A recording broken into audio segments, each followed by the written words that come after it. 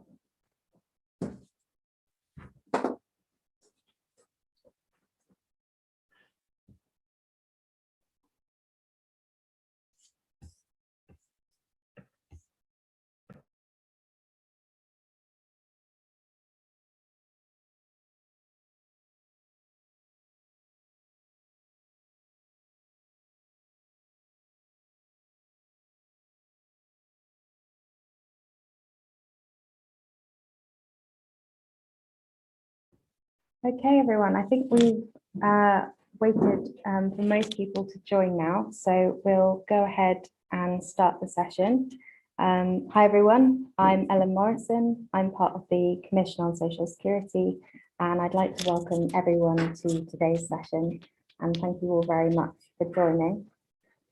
Just 1 second, I've been alerted to a bit of a technical glitch, hang on.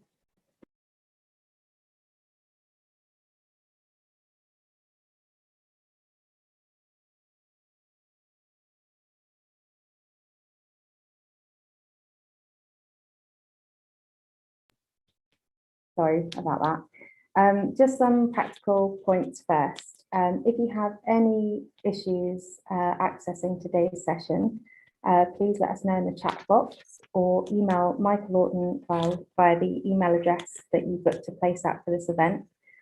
We are balancing the needs of various impairments today, so we have kept the chat box open, but we would ask that you try and limit it to questions and comments within the chat box, as it isn't accessible to everyone. If you have any questions about the proposals we're discussing today, please put them in the Q&A box within the Zoom chat. And for anyone watching the live stream, please feel free to post any questions in the comments there. So today's session is part of London Challenge Poverty Week. So many thanks to them for including us as part of their programme. London Challenge Poverty Week started on Monday and runs through to the 17th of October. And we're really grateful for their support with today's session. And of course, thanks to Trust for London, who fund the Commission project and without who none of this would be possible. And of course, thanks to everyone that's here. We're really pleased to have so many of you join us. One of the things that we found so positive about today's event and previous events and workshops is the breadth of people joining us. There are experts by experience, there are claimants, there are disabled activists, disabled people, we've got advice workers, people from charities, and we've got academics and people from a range of organisations. And I think I can speak for all commissioners in saying we're very proud of creating that diverse network. And we should probably add that we were anticipating maybe 24 people to share our proposals for an improved social security system with. And I think we had 200 people book, which really took us aback. And in the course of a week or so, we've tried to shape an online event for this size. But if anything doesn't go smoothly today, we hope that you'll bear with us. We are a user-led project with a small access budget, and we're attempting our first ever hybrid session today, as some of our commissioners are here in person to present our ideas.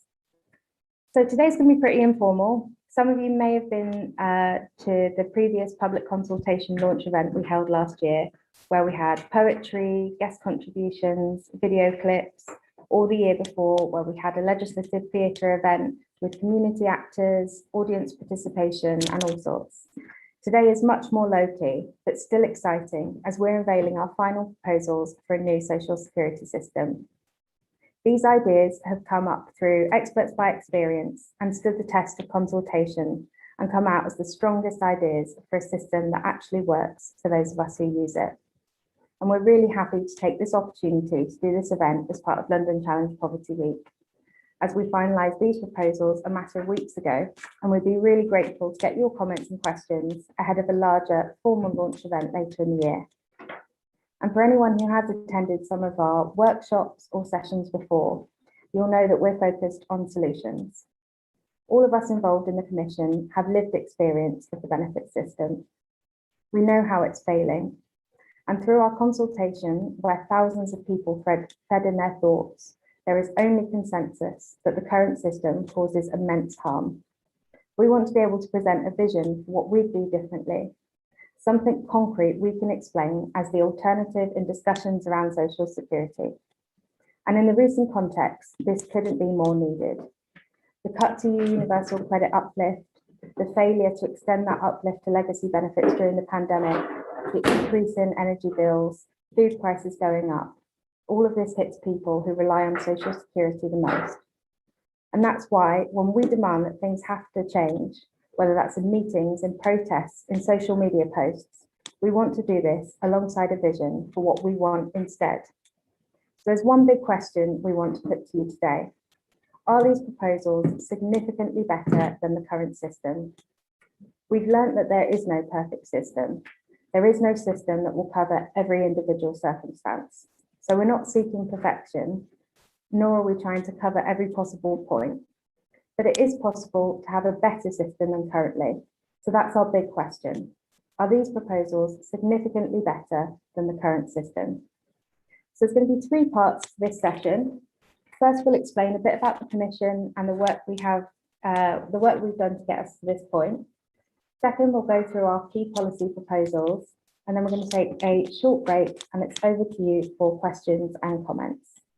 And for the questions, as I mentioned before, please post in the Q&A box or the chat box, or email Michael Orton on the email that you booked your place at, whichever option suits you the most.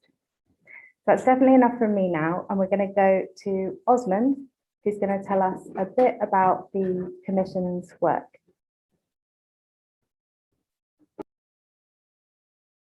Well, hello, my name is Osmond, and I am, would you say, an expert by experience, aka a benefit recipient. We all know that the current welfare benefits are failing, but there is no agreement about what should be done to improve things. The Commission on Social Security is a project that was set up to identify what would be a better system. There is a lot of information on our website you can look at, so I just want to highlight some key points.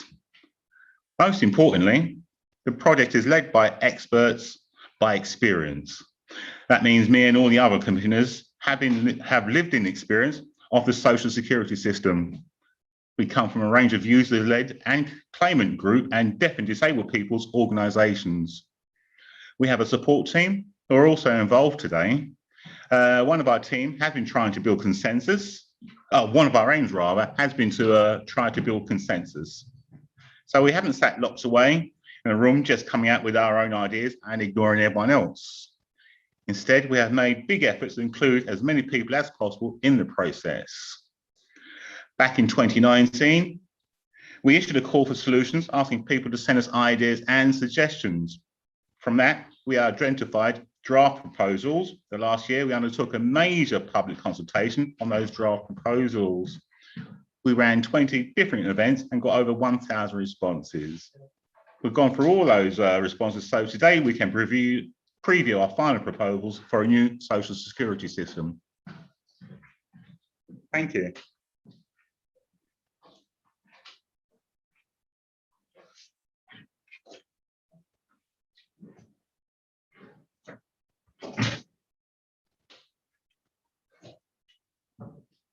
Thanks very much for that, Osmond. And if you can all bear with us as we're changing between speakers. As I said, we're trialing hybrid at the moment, and we've temporarily lost one of our speakers. So we might come back to our speaker, Latoya, who's going to talk about the key principles that underpin our proposals. But at the moment, we're going to go to Barry, who's going to talk about equality.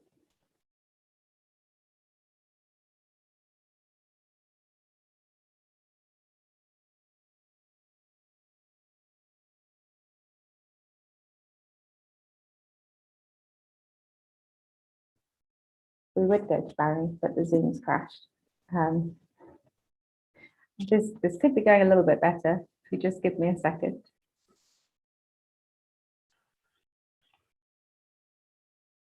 Hi everyone, my name is Barry McDonald and I'm one of the commissioners, and I'm going to be talking about the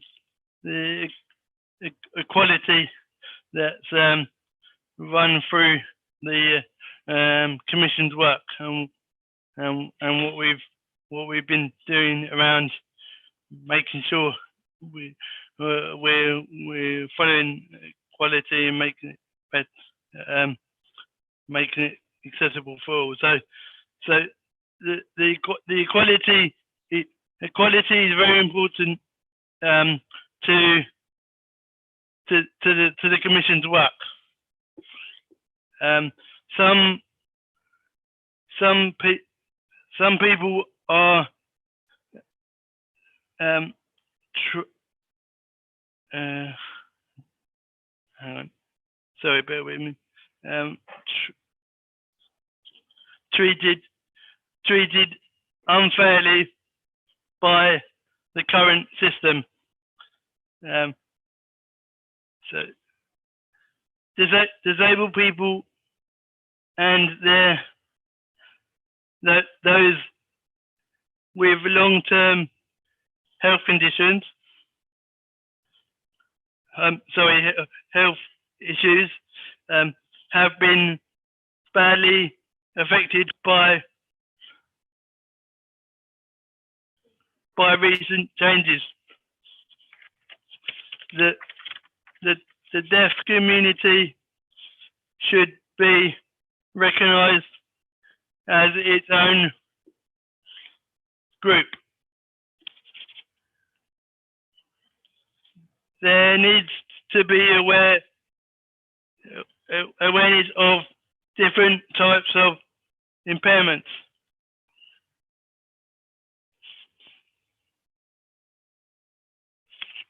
That's it, guys. Thanks very much, Barry. And I was going to talk about a couple of the final points to do with equality.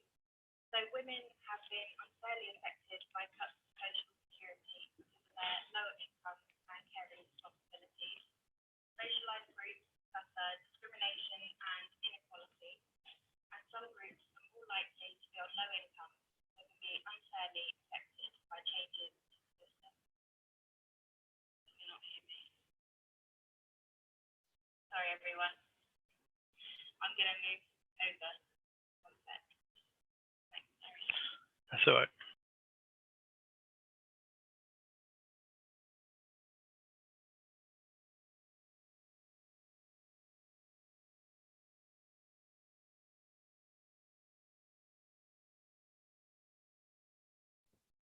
Sorry about that, everyone. I'm going to go over the final points for equality. So women have been unfairly affected by cuts to social security because of their lower income and caring responsibilities. Racialised groups suffer discrimination and inequality. Some groups are more likely to be on low incomes, so can be unfairly affected by changes to the system. And carers save society billions of pounds a year while many struggle financially. And the Commission also wants to highlight other groups who can face unfair treatment in the social security system and may need specific support. And these include members of the LGBT+ community, gypsies and travellers, and prisoners and their families. Now, I think we've got some really good news, which is our Commissioner Latoya is back and managed to join the meeting, and she's going to talk to us about the key principles that underpin our proposals for an improved social security system. hopefully if everything works smoothly. There we go. Thanks, Latoya. Hello, my name is Latoya. I'm a commissioner. I'm part of the commissioning group. So the project launched in 2019, and they wanted Sorry, people with. Sam, we can't hear you. Oh, really? Sorry about this. You can't hear me?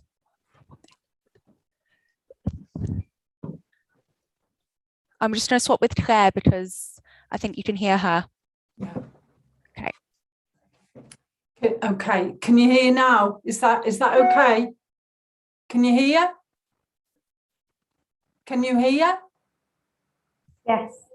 Okay, thank you. Okay. So hi everybody, I'm Latoya, as I've mentioned, and I'm part of the commissioning group. We all have lived experience of being involved in the benefit system and claiming benefits, and so we know that it's quite problematic.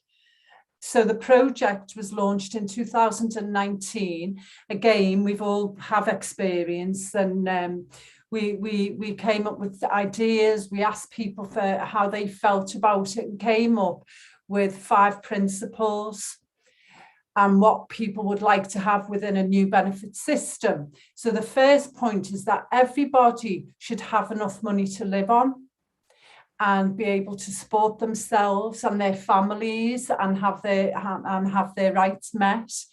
There should also, people should be treated with dignity, and they should be believed and trusted.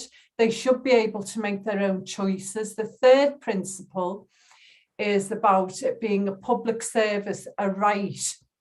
And the system needs to be clear and user-friendly, accessible for all. And it also should be they should listen to people with lived experience and take advice from them. So they're the 5 principles. There should also be, the 5th principle is that there should be free advice, and it should be an accessible system for people to speak up and make complaints if they need to. So thank you for watching me, and I hope that you see what the 5 principles are, and that we've come up with a good 5. Thank you. Thanks so much for that, Latoya. So now we've gone over the overarching points behind our work. So to kick us off with the detail and the nuts and bolts of our proposals, we're going to start with Sarifa Patel, who's going to explain about carers. Thanks, Sarifa. Hi, everybody. I'm Sarifa Patel. I'm one of the commissioners, expert by experience. I'm a carer of 2 people, so I'm called a sandwich carer. I think carers are a group who are often ignored and treated very poorly by this government, I feel, and especially BME communities, and the inequality that disabled women with hidden disabilities face, who are carers, is really bad. Carers save the government a huge amount of money. Carers UK did a survey, and we save £139 million by caring for people, our loved ones at home. The fact that carers allowance is currently far too low and isn't working is a big concern of ours, and Joseph Rowntree are looking into and doing research on that. The fact that the £20 pandemic uplift to universal credit was not extended to carers benefit shows how poorly treated carers are. Response range from our public consultation wasn't very significant because it wasn't very consensus on what to do, because there's more research that needs to be done. And I think the London people at the Joseph Rowntree Foundation and the London employment people, they're looking into that, because at the moment carers are only paid about £62 an hour, which isn't really good. And we're looking into a living wage for all carers. Issues around social care are relevant to people, especially carers, given the lack of support that carers receive from social care or healthcare, and their voice is not heard. There is an urgent need to address this issue that carers in the community face, especially people and mostly carers of women. So there's an inequality issue here. Carers' health is impacted when they are living in poverty due to the inequality that they face. And we have to remember, we are the hidden workforce in Britain, and we are never recognised. Further work must be done to build a consensus on carers' benefit, because I think it should be a decent working living wage, just like everybody else. And that is being talked about by the Advisory Board for Carers UK and Carers Trust and Joseph Rowntree. There's big research been happening, and the London Employment Strategies are currently doing work on this. And we will look forward to their recommendation, because I think it's about time the government value carers. We do save them a lot. We do save the government a lot of money, and I think we need to be valued. Thank you. Thanks so much for that, Sarifa. Now we're going to welcome Nigel and Mike, who are going to talk about GDI, or Guaranteed Decent Income. And that's the core proposal at the centre of our plans for an improved system. And just to thank you all again for bearing with us while we had a few technical glitches at the start and working out how we manage hybrid, but I think we finally got there. So welcome to Nigel.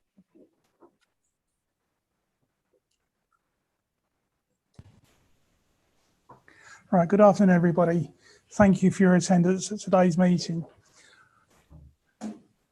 My name is Nigel. As I say, I'm one of the commissioners on the Commission on Social Security, and I've got a piece of paper in front of me which I'm going to need to refer to. But we've always said one of the principles is to make sure that people have enough money to live on. Universal credit does not do that, and it has created a lot of other problems. Sanctions is one of those big issues. Now, last year I did a video for the Commission, which is on our website if you wish to view that at any time. But I wish to give a slightly different message today with regards to sanctions to that on the website. The problem with sanctions is that it obviously then stops the benefit claimant from having any money. And our main one has always been for if somebody's a parent, they've obviously then not got any money to look after the children. So for instance, if you've got a young child who is still in nappies, you haven't got the money to go out and buy anything for them to use. Obviously no food, and it really does create some major problems. So we want to get rid of sanctions. Now, there are some people who will always try and fight the system, and when they are given certain tasks to do to make sure that they get their benefit, they repeatedly do not do those things. We haven't yet come up with a solution to what to do with those people, but we still believe that they should not actually be having their money taken away, as I say, for some of the reasons that have been given today and on the video. So we do need a new approach to what system we need. And we believe that on the Commission, we have come up with some really good proposals that if taken and acted upon, they will actually solve most, if not all of the problems. Anyway, Mike is going to continue with this, so I'm going to hand over to him. Thanks very much for that, Nigel.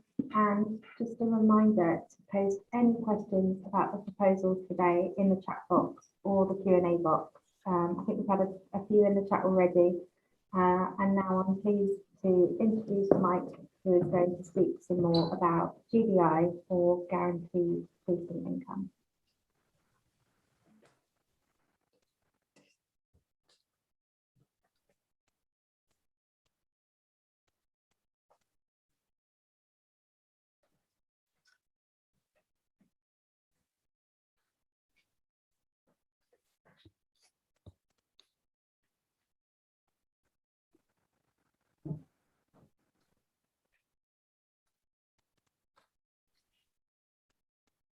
That's it. They let me start my video up, so we're away. One of the cores that we've been working towards here is basically a guaranteed decent income. There'd be no conditionality or job search, no cap, no sanctions. I know there's a lot of love for the idea of a universal basic income in the being expressed in the workshops and things that we've done. And if you bear with us, some of the things that we're proposing would go a long way towards matching what a universal basic income would provide. We're looking towards setting the basic core benefits as an individual rate, not for couples, per person as the building block for it. We're aiming to match the Joseph Rowntree Foundation's work on minimum income standards. That it's a long-standing benchmark that's well accepted around, and it's definitely something to aim at, something we agree with as a thing. Initially, it'd be guaranteed decent income would be based on 50% of a minimum wage. So that for a single person comes out about £163.50 or so. You'll have to give me a bit with numbers. I get a little bit number blind when I'm looking at digits. So based on 2 people, that would be £327, which meets the minimum income standard for the Joseph Rowntree Foundation benchmark. A single household, however, they'd get a £63.50 supplement, and that would bring them up to the minimum income standard of £227 for a single person. So it's kind of a slightly different way of working towards it, but the actual threshold numbers come out. We're aiming at the same thing basically. We'd expect that this would be means tested. I know there's a little bit of a resistance on how things would be means tested at the moment, but I think what we'd be proposing is that there's a better ethos to it that's more claimant centric and more considerate of people's feelings and people's circumstances. So it'd be a very light touch system, a bit like current tax self-assessment. Your view on that might differ, how light touch that is. And we'd be aiming at a wealth limit of about £85,000 as a maximum, where essentially there would be a cap. Again, there's a certain amount of consensus that people with inherited wealth or great wealth, it's unfair for them to be drawing out of the system. I know there's a pros and cons to that, but I think the 85,000 limit is a reasonable place to start the discussion from anyway.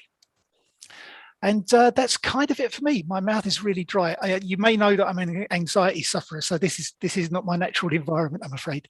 But I'd say I recommend everything the Commission's done so far. I found it a personal joy to be working with. Working towards consensus is a great thing. I'd recommend it. If there's nothing else to take away from it, that's definitely something that you can all work with each other.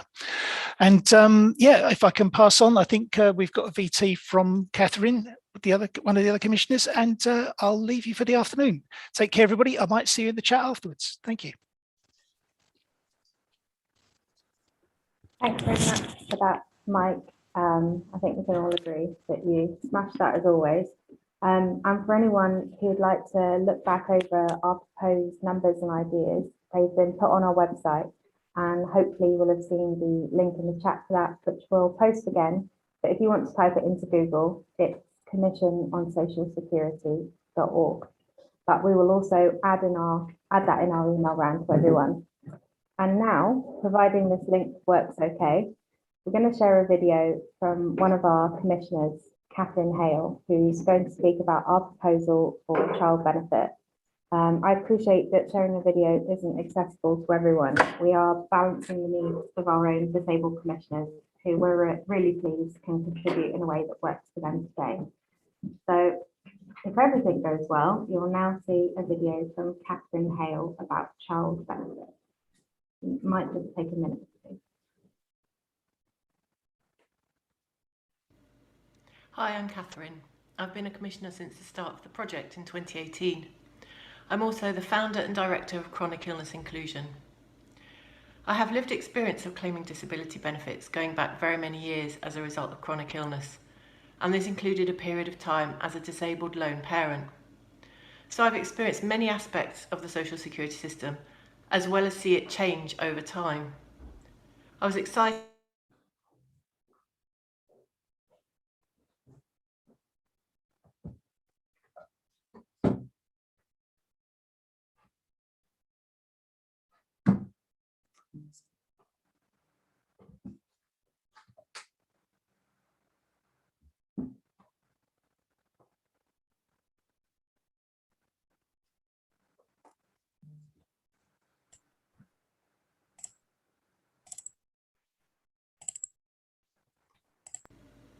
Hi, I'm Catherine. I've been a Commissioner since the start of the project in 2018. I'm also the founder and director of Chronic Illness Inclusion. I have lived experience of claiming disability benefits going back very many years as a result of chronic illness, and this included a period of time as a disabled lone parent. So I've experienced many aspects of the social security system, as well as see it change over time. I was excited then to have the opportunity to join the Commission to help shape a more empowering system and bring it up to date with the times we live in. I'm pleased to tell you about one of the aspects of our proposals that concerns households with children. The guaranteed decent income, which is the main bedrock of our proposals, would make sure everyone has enough money to live. But our first principle says there also needs to be support for extra costs, like to do with disability and children. With children, rather than including support in the guaranteed decent income, there's already a very good option in the current system, and that's child benefit. Child benefit has lots of advantages. It's universal, which means you don't have to jump through hoops to qualify and prove that you're deserving, and there's less of the stigma that you get with means-tested benefits. It's simple to understand, and we know that the payment mainly goes to women. The only problem with child benefit is how low the rate is, as well as the introduction of the 2-child limit. You also get a lower amount for your second child. Thinking about how to address this, we found there was no magic formula for deciding how much child benefit should be. But looking at the cost of raising a child, it seemed to us that £50 a week is entirely justifiable. So that's our proposal. Child benefit should be £50 a week, and it should be the same rate for every child with no 2-child limit.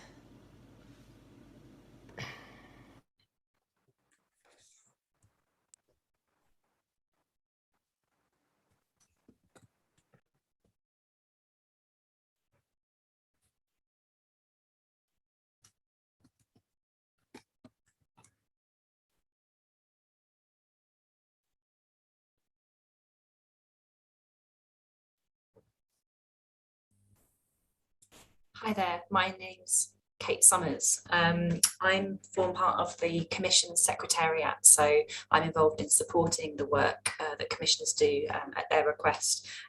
In my day job, I work as a researcher at the London School of Economics. And what I'm going to talk about today is then, having had the guaranteed decent income introduced to you and the child benefit proposal introduced to you, Commissioners were then concerned about thinking about whether this would make people better off and how many people across the country. So just quickly summarising what Mike and Nigel were telling you, the guaranteed decent income, the aim of that is to ensure that everyone gets the Joseph Rowntree Foundation's minimum income standard, which is a standard that's agreed as giving people enough to live on. And Mike summarised how that would be calculated, but just to repeat that the amount then per person would be £163.50 per week. So 2 people living together would get a guaranteed decent income of £327 a week. For people who are living by themselves, there would be a single householder supplement of £63 a week. So that would mean if you're a single householder, you would get £227 a week. So both of those figures meet the minimum income standard as calculated by the Joseph Rowntree Foundation. And then, as Catherine just said, child benefit of £50 a week per child would also be part of what you're receiving to recognise and to help with the additional costs of children. But then Commissioners were then concerned about checking that nobody was worse off under those proposals that they had put together.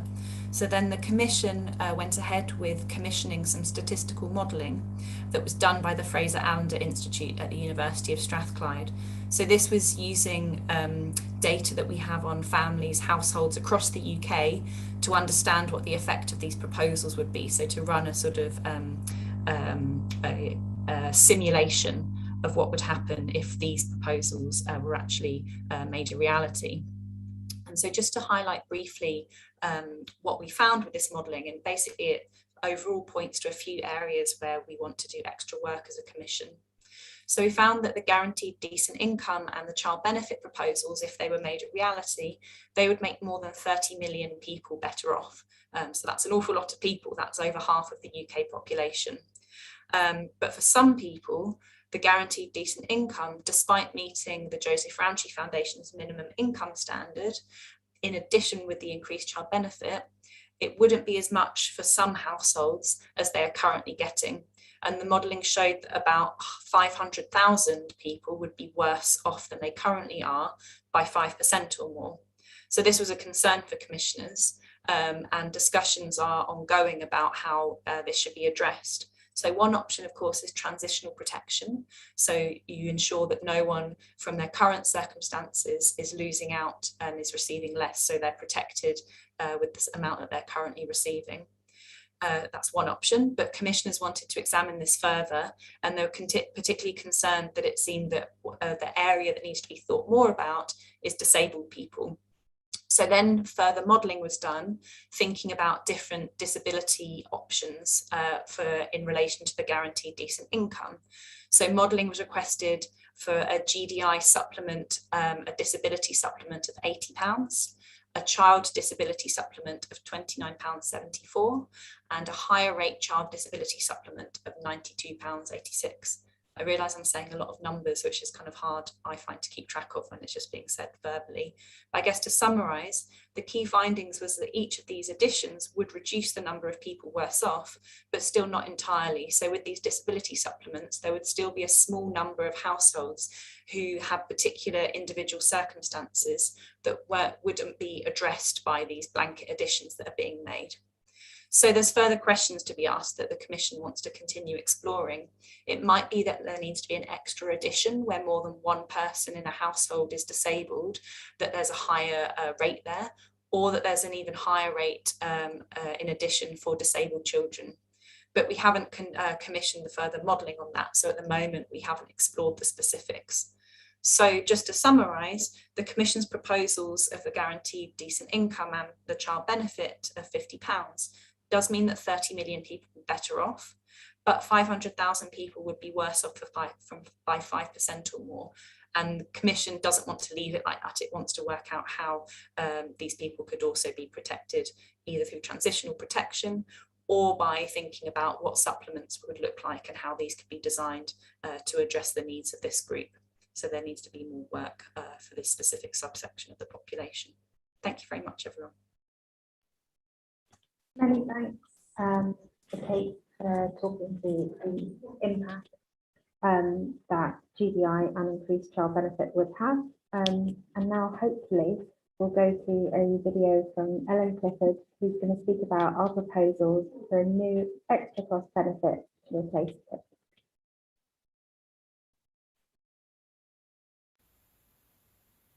My name is Ellen Clifford, and I'm really pleased to be involved with the work of the Commission on Social Security.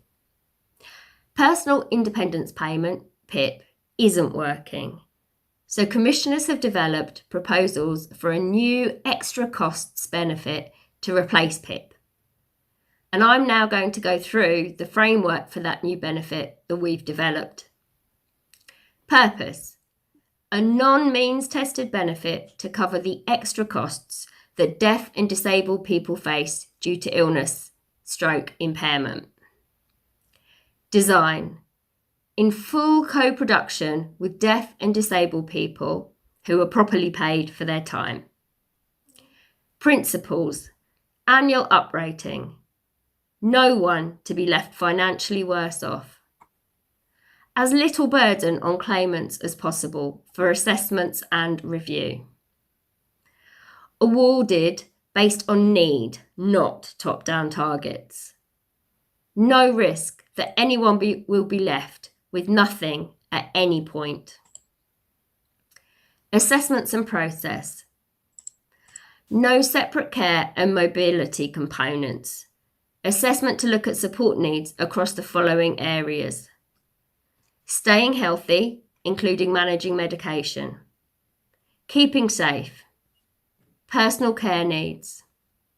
Running a home, for example, keeping it clean, doing laundry, managing money, bills, etc. Eating and drinking. Social activities and maintaining relationships. Work and learning opportunities. Caring responsibilities. Making decisions and having control of my life. Mobility. Going out, travel planning and following a journey. Communication. Individualised assessments to be based on claimants' self-identified support needs and testimony. Collaborative approach to decision making. Assessors and decision makers to have an in-depth training and understanding of both the social model of disability and also to have impairment and illness awareness. More paper-based decisions. If decisions can't be made just on paper evidence, then assessment venue and type of assessment to be made according to the claimant's own choosing. Lifetime awards available. All forms and communication to be available in accessible formats. Free advocacy provided by user-led services. Fast, accessible and transparent appeals process. Take account of a person's full circumstances, such as the need for a buddy when travelling or the multiple access barriers that deaf people face. Regarding payments for the new benefit, payments should be at 3 different rates. Lower, £83.70 per week. Middle, £152.15 per week. Higher, £230.77 per week. Lifetime awards to be available and there to be longer gaps between reviews.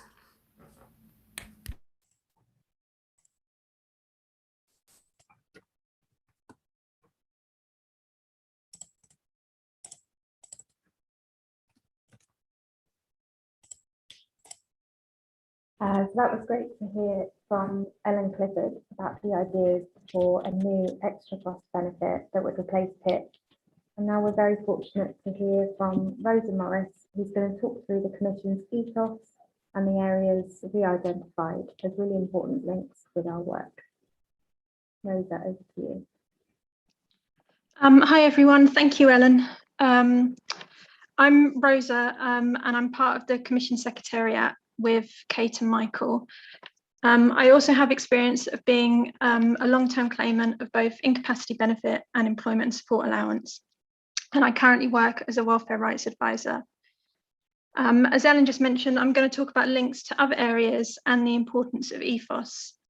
So starting with the links to other areas, from the Commission's work and experience, it is clear that benefits are being used to try and deal with problems caused by failings in other policy areas.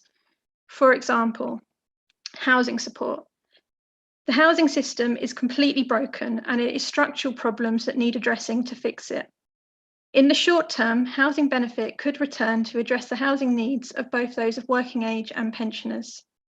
However, the only real solution is a large-scale programme of building and creating social housing and addressing the nonsense that is so-called affordable housing to make sure that everybody has access to decent, secure housing.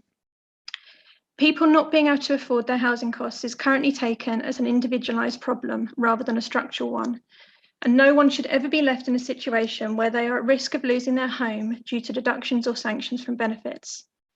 As such, housing support costs should be seen as a housing issue, not a benefits issue. Another example of links to other areas is employment support. And we propose that there should be an entirely new system of community-based employment support, which means if somebody needs support to get into employment, this should be available according to what support they need, and it shouldn't be linked to benefit entitlement, meaning that there is no threat of losing vital income through sanctions. This means that employment support is a labour market issue, not a benefits one. And now on to ethos, which is that one of the most important things that needs to underpin anything in a new social security system is the ethos of the department providing it. It needs to be based on dignity and respect, which I know we've returned to throughout today's proposals. And Mike mentioned this earlier, but an example of how such an ethos could work in practice is through means testing.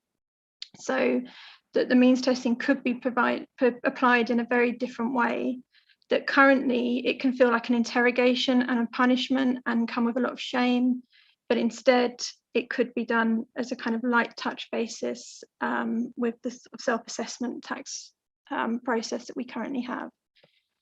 So the Commission is making proposals, the proposals we've presented, but this is also about a completely new vision for social security based on the principles that Latoya explained earlier, meaning that everybody has enough money to live on and get support with extra costs.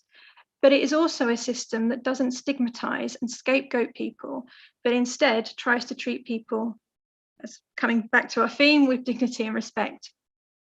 And importantly, it is a system which is developed, designed and implemented in partnership with people who are affected by the policies themselves.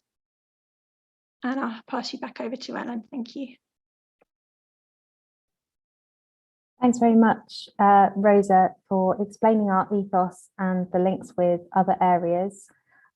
We have got quite a lot of questions come in now, which is good. So we're going to go for a break until 3:10. So we're going to turn our cameras off, but we'll be back soon to hopefully answer any questions or comments you have. So if you've got any more, just feel free to pop them in the chat or the Q&A. And just to say, if there's any that we can't get to today, we'll make sure that we answer them after the meeting and send it round. Thanks, everyone. See you in a bit.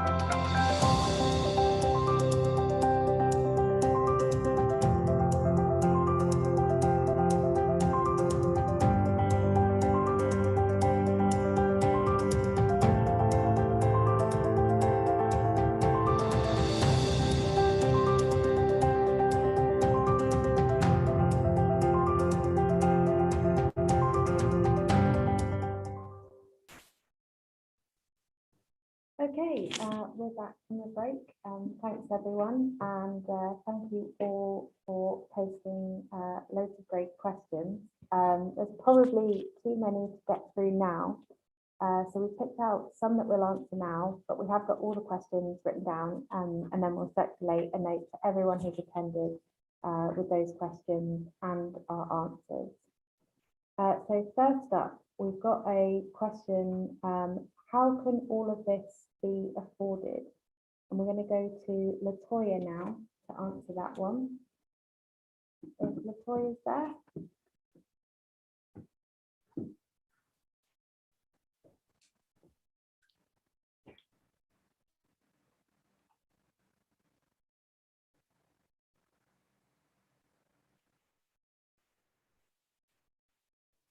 While we're just waiting, I had someone message me to say my audio isn't as great. Is it any better now?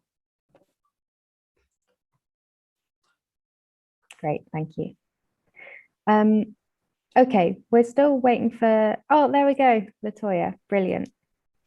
Latoya, so the question is, how can all of this be afforded?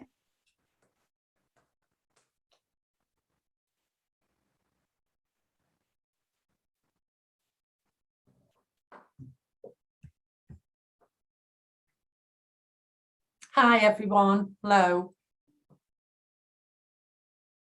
So the question that I'm going to answer, just 1 minute, I'm going to ask Latoya to move the phone slightly. Yeah, thank you, yeah. So the question was how is it possible to pay for all the different proposals that have been raised? We actually believe within the Commission that social security is an investment in people, and we also believe that the governments have choices and power, and they can make choices as to how to spend money, how to borrow money, how to make more money. And they also have an option regarding taxes. They could raise the taxes for people, high earners and wealthy people, and in that way they would have enough money to pay for the proposals that we've brought up. And within the public consultation, there was a strong view and strong support on the proposals that we've raised and the way that the money can be raised. Thank you. Thank you for watching. Thanks very much, Latoya. So the next question is, what's going to happen next? We're going to go to Osman next.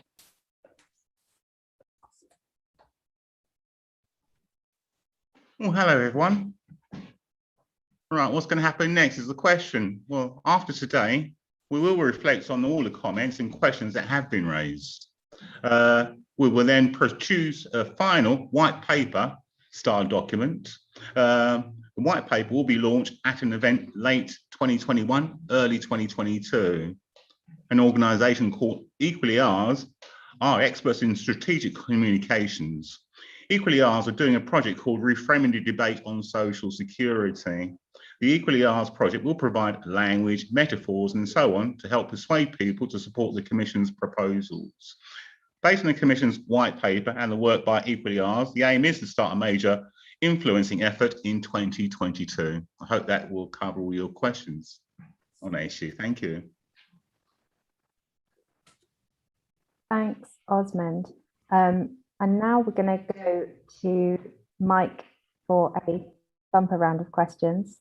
So I'm going to say them all now, and then Mike, just get through as many as you can. So with pension age rising, has the panel recognised that those affected by the changes will be classed as working age depending on the age? Secondly, many unpaid carers do not recognise themselves as carers and see it as their duty to care for their loved ones and not always aware of their entitlements. Minimum income guarantee would help people who are carers. Next question, would GDI figures be weekly? And then the final question for now, question on the guaranteed minimum income.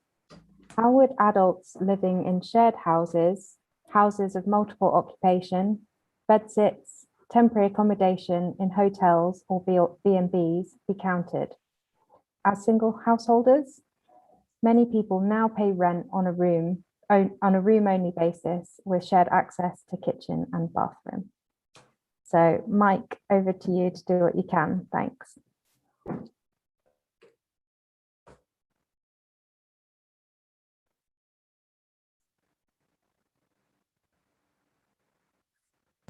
There's always a mute button that you never find.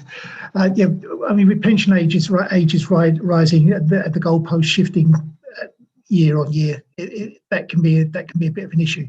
We're really trying to focus on a completely different approach. The guaranteed decent income would apply to everybody from age 18 plus up to whatever the retirement age happens to be at that point. Hopefully with a sort of seamless transition, so nobody on past retirement age would be worse off. There'd be no kind of bump or discontinuity on those figures. I think some other people are going to come with some other comments, but just to clarify, when we were talking about GDI earlier on, the figures would be weekly. Yep, that's definitely the weekly figure, not not any kind of other salami slicing. I know that there's an element of universal credit the way they pitch the payment dates to make it look a little bit better than maybe it really is. Adults in shared houses, I think yes, the payments would be totally individual, so that it would be like the single person thing. I think we maybe have a few extra wrinkles to iron out on that one, because I noticed in the question there was a huge range of possible circumstances, and that's where it starts getting kind of a little bit into the messier end of what I can manage on a quick Q&A. Once more to reiterate, we will be going through all the questions in a little bit more detail, and we'll be sending everybody a digest of the answers that they want. Yeah, we're not skipping anything. Yeah, we're not dodging anything here. We're just kind of going to be coming to you all in due course. Okay, thank you.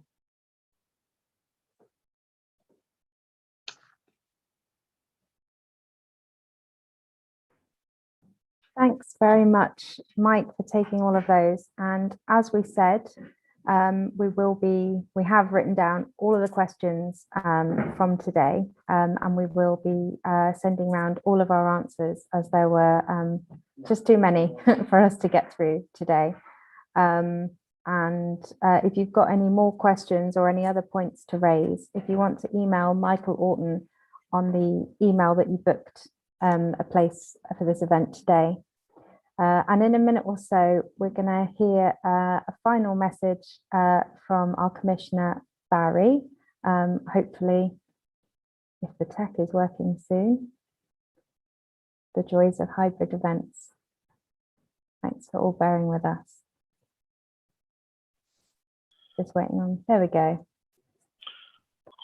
Hi everyone, can you hear me? I hope you can.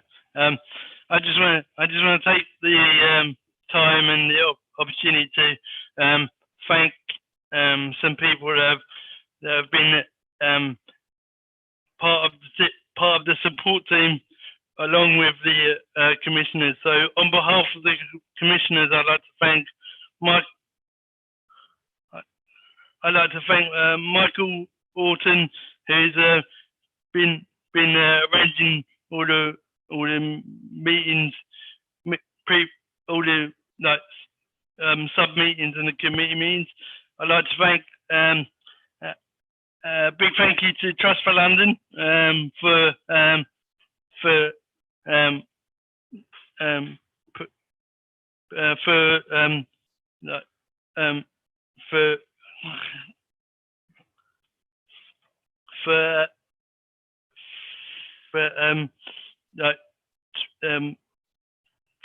funding the event. Sorry, funding the event. And first of all, like thank you to Ellen for kind of for all the kind of chairing and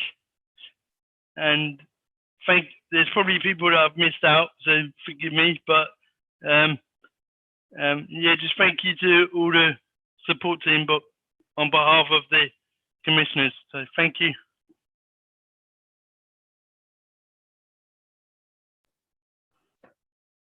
Thanks very much, Barry, for that. And thanks again to everyone for joining today. We really appreciate you coming along. As I said, we were a bit taken aback by the number of people who were interested in this event, and we have tried to make it work for a bigger audience. But we will be doing a formal launch event in the coming months, so please watch this space if you have any feedback on today, because we'd love to learn from our first ever hybrid event. But I think Barry said the thank yous much better than I ever could. But yeah, just to reiterate, a huge thanks to all of our commissioners for all of their work so far. A big thanks to Trust for London and to Toynbee Hall for very kindly supporting us with this event today, as well as London Challenge Poverty Week for letting us be part of their programme. And of course, a big thanks to our BSL interpreters, Sam and Claire. So I think that's it for today. I've probably forgotten something, but thank you all for joining. We really, really appreciate it.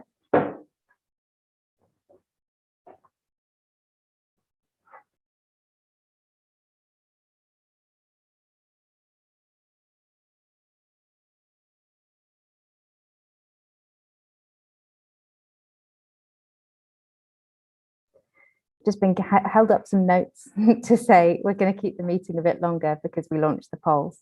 So just to let you know, we'll keep it going for another couple of minutes or so.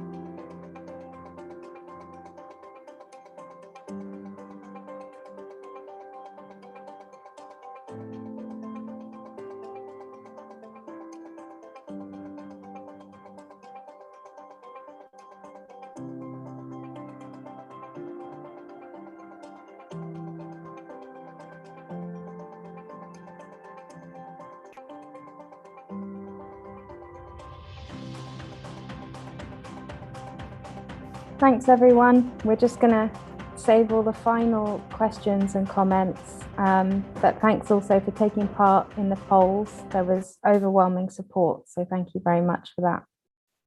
Bye everyone. Thanks Claire and Sam.